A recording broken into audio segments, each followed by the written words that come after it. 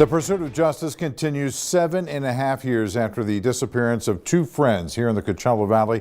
Hello, I'm John White. Karen Devine has the night off. It all started on May 10th, 2017, when Jonathan Reynoso and Audrey Moran vanished.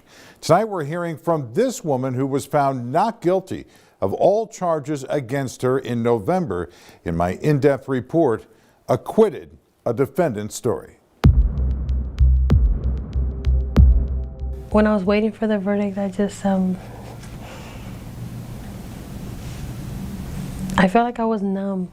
Adeline Castaneda describing the moment she was acquitted of all charges against her, including murder. Later that night, she was released from jail. She had been in custody for nearly 5 years, accused in the deaths of Jonathan Reynoso and Audrey Moran. You knew both of them pretty well? I knew Audrey from school.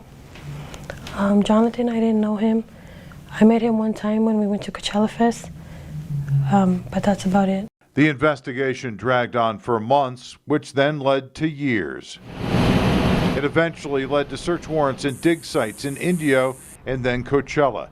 6 people were arrested in 2020. The first 3 were Manuel Rios, Abraham Fregoso, and Jesus Ruiz Jr. Rios is the father of Castaneda's son.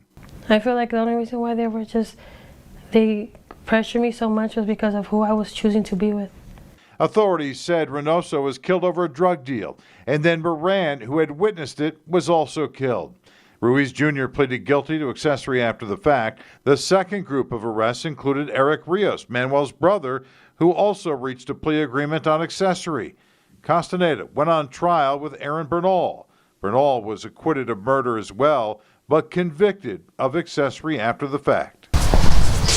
Back in 2018, I had tried to track down Bernal as our investigation had uncovered search warrants at a home where he lived in Coachella, and for his car that was found burned out in a field in an apparent arson fire just days after Reynoso and Moran had disappeared. On the day of the verdict, after Bernal was acquitted on murder but convicted on accessory after the fact, his defense attorney told us the jury got it right.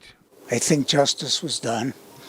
The people could not prove their case beyond a reasonable doubt, and kind of renews your faith in the judicial system because it was the appropriate result.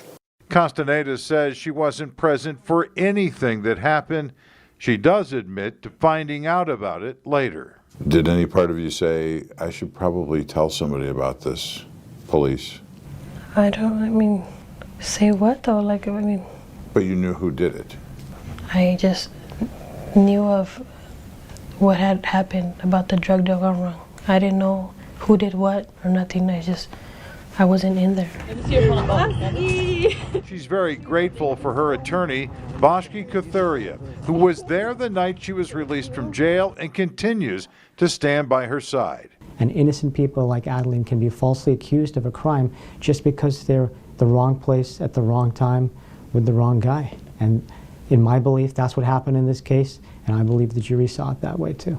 He argues that she was in a difficult position. And what do these awful people do? They get rid of people who are inconvenient to their criminal purposes. So Adeline was no different than Jonathan or Audrey in this case. If she were to tell, if she were to rat on the accused, her life would have been in danger. Castaneda says she's now working to rebuild her life. How do you pick up the pieces? I'm learning day by day. I don't know how to explain that.